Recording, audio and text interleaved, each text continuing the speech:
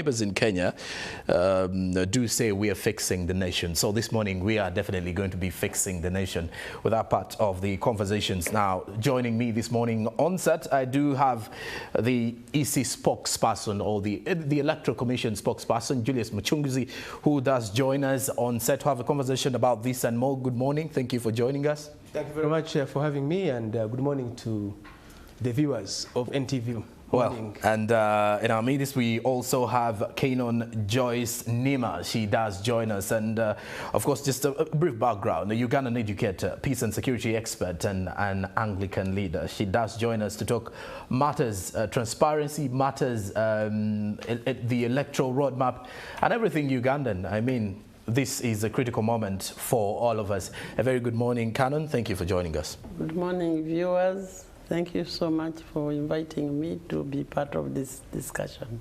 And as we build up to the road to 2026, I'll start, of course, with Julius Muchunguzi. From the Electoral Commission perspective, how ready, how is the process ongoing? We're just left with a few minutes to the official kickoff of the nomination process. If you can guide us through the preparations and what to expect between now and the 25th of September. Thank you very much. The Electoral Commission has been preparing itself for this exercise of nominations, but for all the other exercises that the Commission has already undertaken and those that are yet to come. Now, regarding nominations, the Commission considers nominations as a very critical component on the roadmap, the 2025-2026 general election. And accordingly, the staff of the Electoral Commission have been undergoing a series of retooling, a series of refresher trainings, and as a matter of fact, last week, all the staff of the Electoral Commission from all the districts across the country were here in Kampala at Hotel Africana, undergoing a refresher training on processes, on procedures, on the legal framework, and on the new tools for using in this general election. So I can say without any fear of contradiction that the Commission and its staff across the country are ready for the exercise that is beginning today of nominations of those who are aspiring to contest for various positions at the level of local government. And as you already have seen from the reports that are coming from across the country, today, the 3rd to the 5th of September, the nominations that are being undertaken across the country are for district chairpersons, city chairpersons, mayors, and councillors at that level. So we begin today, the 3rd of September to the 5th, for that level of representation. And then from the 8th to the 10th of September, there will be nominations for candidates for municipality and city divisions, and the councillors at that level, including councillors for special interest groups. And then on the 11th to the 24th of September, the nomination will be for the municipal division chairpersons and councillors and special interest groups councillors at that level. And then the nomination is for chairpersons at sub-county and town councils will be from the 11th to the 24th of September. The first set of the 3 will take place at designated places at the district offices of the Electoral Commission, or places that the Commission has indicated in those districts. And then for the sub-county chairpersons and councillors at that level and town councils, these will take place at county headquarters. So we are set, we are ready. But I should also mention that after this set of nominations of local government leaderships, the next one will be the nominations for president, which we'll talk about at some point, 23rd, 24th of September. And those nominations take place at the headquarters of the Electoral Commission, where the Commission is constructing its new headquarters in Rubowa. And the returning officer for president is the chairperson of the Electoral Commission, Justice Bewakamugen Simon. And then we'll conclude the nomination exercise with the nominations for members of parliament on the 15th and 16th of October 2025. So that is the roadmap for nominations, starting today with local government and then moving on to the other levels. All right, Canon, when you look at the electoral process of this country, usually one of the issues that rotate around the roadmap or the campaigning time and everything around the process, we do have things like hate speech that moves around. Every aspirant feels like the best way to go ahead of the contender or the counterparts is to maybe say something bad about them. We also have issues to do with bribery and all of that within the nomination process. How best do you think the Electoral Commission and the Ugandans who are going to take part in this exercise should behave as we kick it off today? Thank you so much for this question. In my view, the Electoral Commission has done very well.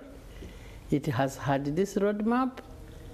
When it was revised, they told us when they revised it, and they have been preparing themselves. But preparation of the Electoral Commission, without the participation of the people, the participation of the voters, to get to understand this roadmap, I think the job was half done. Okay. Ideally, we should have had the Electoral Commission itself doing civic education. In this country, civic education is supposed to be done by the Human Rights Commission. It is even the one which produced, the last time I saw, the materials for civic education. The Human Rights Commission, have not heard about them during this period. Civil society have been participating in civic education. They are still yet to be accredited. The parties should have been doing civic education, but they are still very busy getting candidates. The interest groups should have been doing civic education among themselves. They have only been following the roadmap. Even the political. So for me, part of the problem we are having right now is because the communities, the people, are not participating. The Electoral Commission is doing very well, Parliament did its job, but there is no participation of communities.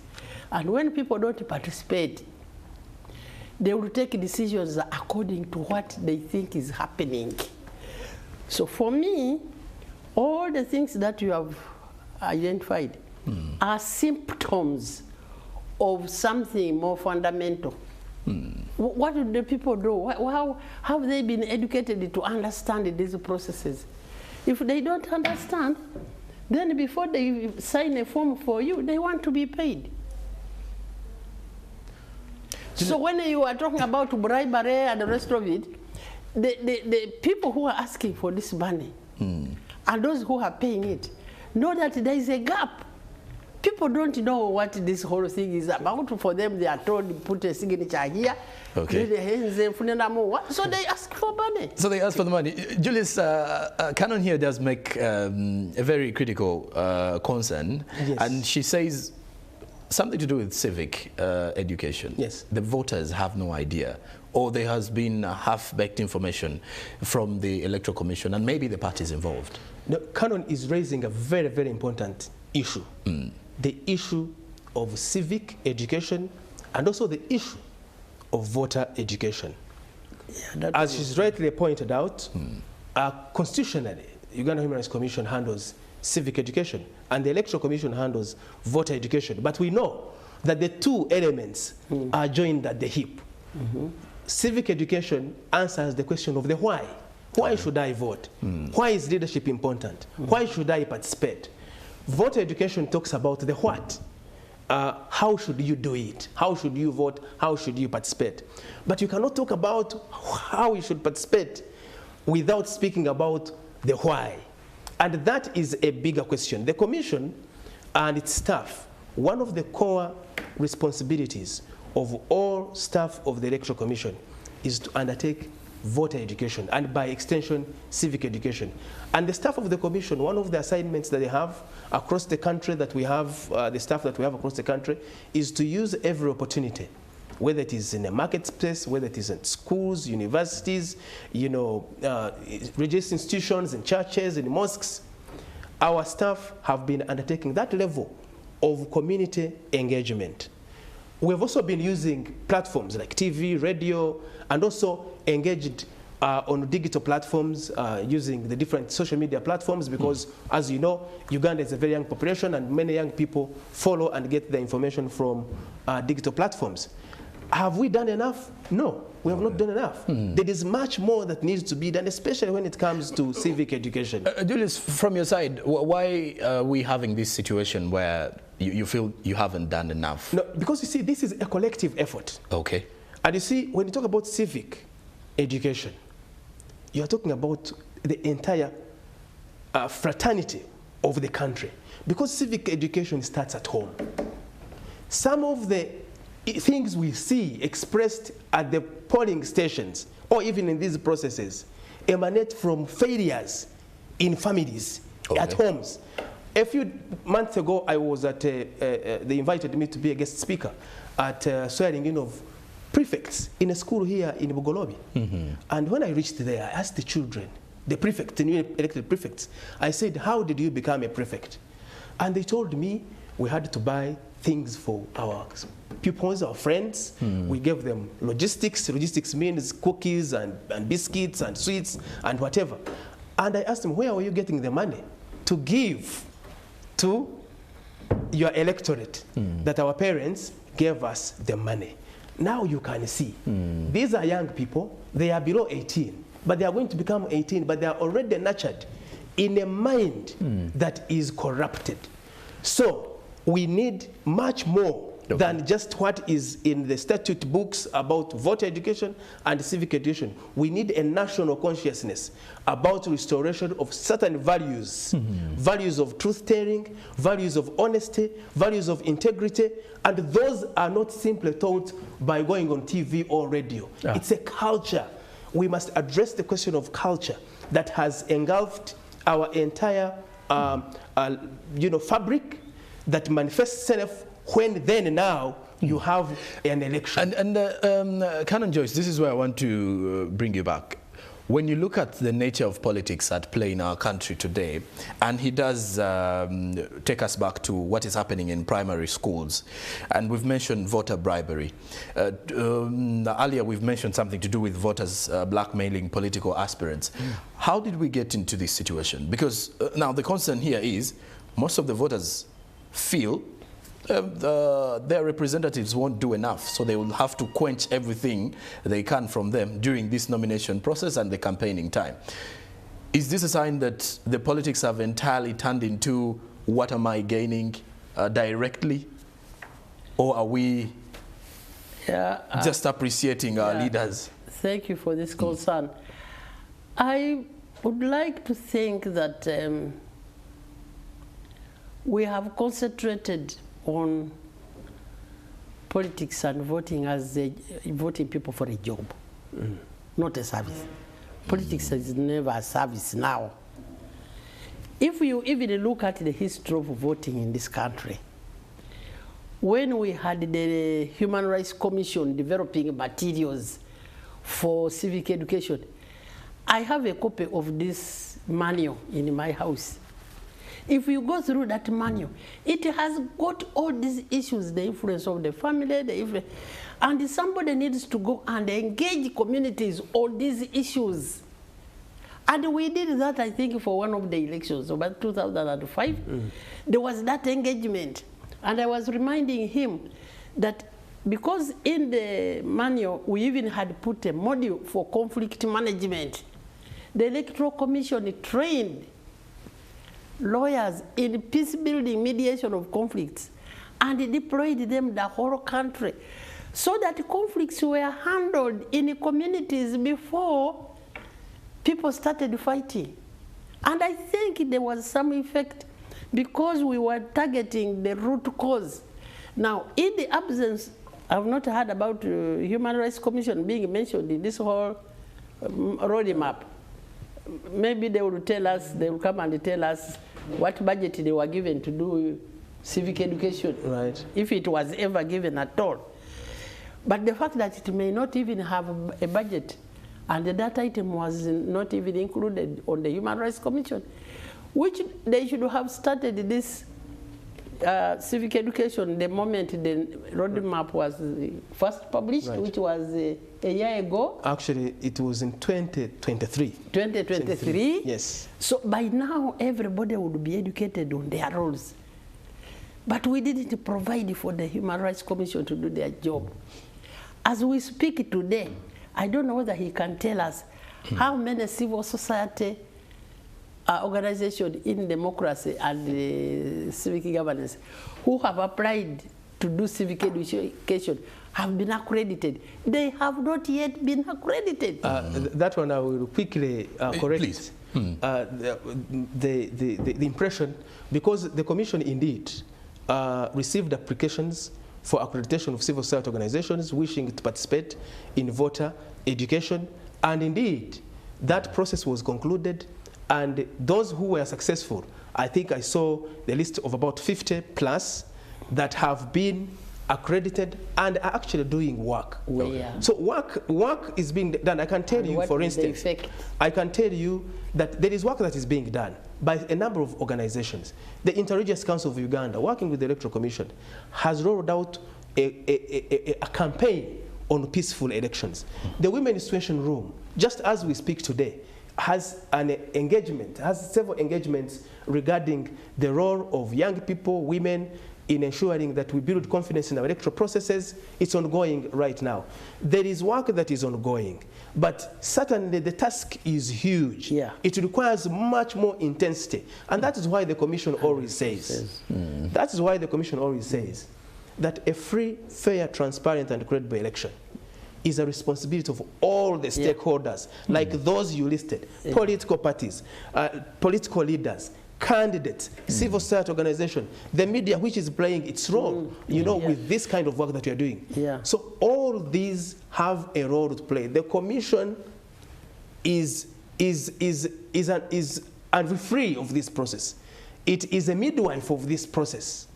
It plays the role that it must play, but it can only play it and ensure the destination that we want to have with the participation of all the stakeholders, not waiting to be told, because these are national matters. These are matters of national interest that all of us collectively must address ourselves to make sure that indeed we do what is right for the country. Just lastly from your side, I need to know, how is the Commission expected to handle the rising number of aspirants? And I don't know, what is the expected number you have, for example, for Lord Mayor or anything like that, for this particular period? How do you expect, or which numbers, what figures are you looking at? Well, we can't really know, because one, for a number of these nominations, picking of nomination forms for the other levels, they have been happening online, because people are downloading these forms online. So we actually do not know how many have picked, and so but we are prepared for whichever numbers will come.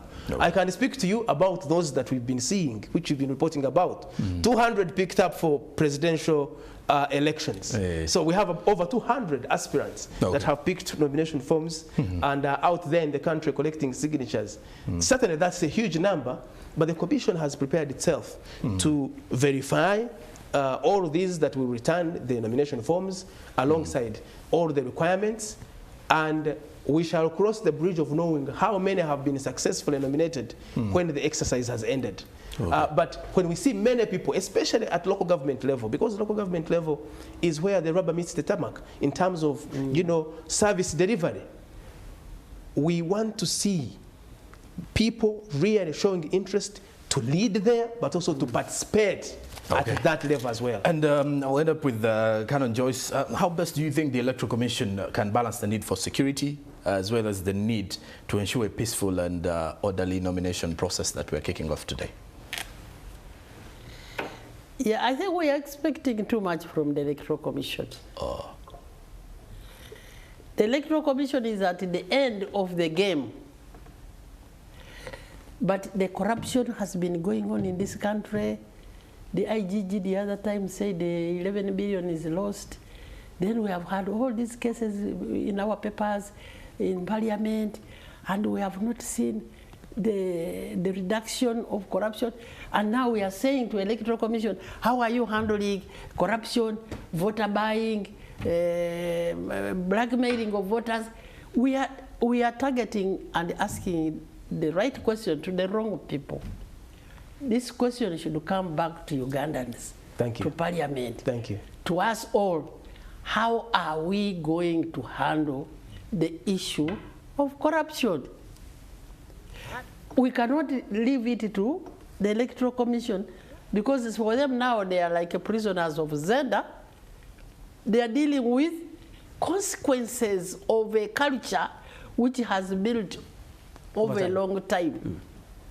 And I don't know what Mr. Msinguzi thinks. I agree with you entirely that it is a collective effort and that the questions that we ask about what kind of election do we want to have should not just be pointed at the commission, but pointed at the actors involved in the electoral process. Who are the ones that are involved in all those malpractices that we talk about and that we see? All right.